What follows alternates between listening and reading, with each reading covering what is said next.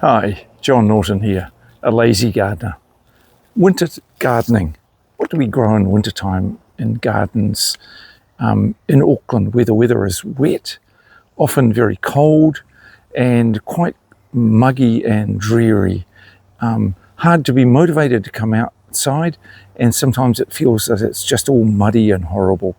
Well, a few ideas that I've tried over the years that I found have been really successful. So one of the things that is really helpful to do is to actually have raised bed gardens, and this means that if you put lots of sand in your soil, you get good free draining. And this is the garden that we showed you last time, where we've grown a whole lot of potatoes. So these potatoes have only been in the soil for a few weeks, and they're already growing well.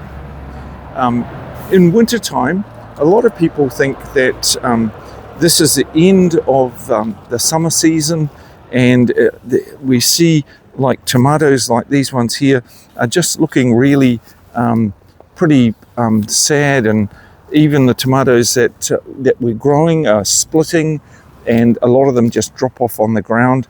And so a lot of people feel maybe we'll just pull everything out, pull all of the summer vegetables out, and just plant a green cover crop.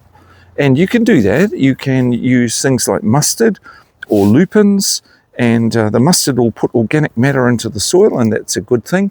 But if you've spent quite a lot of money, as a lot of people have, in putting a raised bed garden up, you want to get good value out of it. It wants to be productive. So what do we do with a garden like this over the winter time? Well, an answer that I would do, and I'm about to do this, is just pull the things out that are no longer in the right season. So your tomatoes, just pull them all out, clear all the sticks and everything away. And then what I'm going to do here, I could plant lupins, but I've actually had lupins that didn't germinate last year when I planted them. Quite disappointed. You spend quite a few dollars on a big bag of seed, plant them, and they don't germinate. So you feel that's a waste, and I waited for 3 months for them to grow. It was just a waste of time.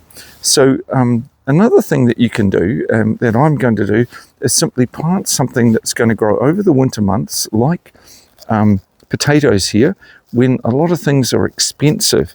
So potatoes are expensive in the winter months, and these I'm going to grow in what they call succession, so one after the other. So this has been planted about a month ago, so this variety will be ready at least a month earlier than what I plant in here, where the tomatoes have been.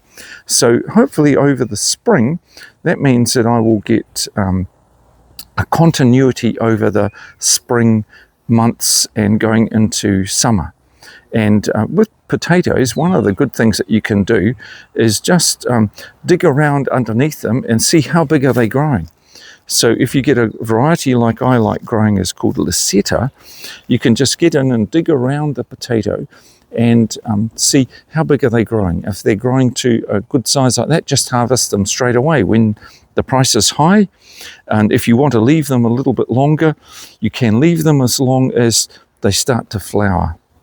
What other crops can you grow? So in this garden here, I've got a couple of cabbages, these ones here, and I always cover all the ground with a mulch of some sort. So this one here is just grass that I've been given by a lawn mowing contractor.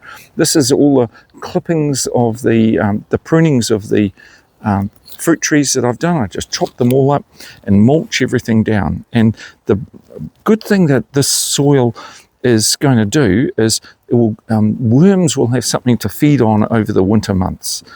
So if you have a look up here, you see the sugar snap peas are just finishing. So I was wanting to have the most amount of light on these potatoes. So as the sugar snap peas are finishing, and you see that there's a lot of damage from bugs and things as these are just finishing the season. So we pull all this out, let all the light come into this garden. What other crops can you grow? Well, this is where we grew tomatoes last summer. So we're following a crop like tomatoes, which is above the ground, with something that's under the ground. So these are beetroot and all of these onion type things. So these are leeks. So over here we are growing leeks and beetroot, chives, spring onions. So they're all crops that are growing under the ground, and so we break any cycle of disease or pests in them. So a lazy gardener, this is one way that you can get production through the winter months and also be helpful to keep your soil healthy. So this over here are the other crops that are really helpful to grow in the wintertime is perpetual spinach, and I've been making this Zuchetta, and you can see the Zuchetta have got lots and lots and lots of fruit on them, and you see around the Zuchetta are producing all through these autumn months. So over here a more resistant plant than courgette, so they're both cucurbits, but this is May, and I'm hoping I'll be able to get these to grow all the way into the middle of winter, into June. So the other green that's really helpful to grow through the winter months, and nice to have for salads, is these frilly oak-leaved lettuces.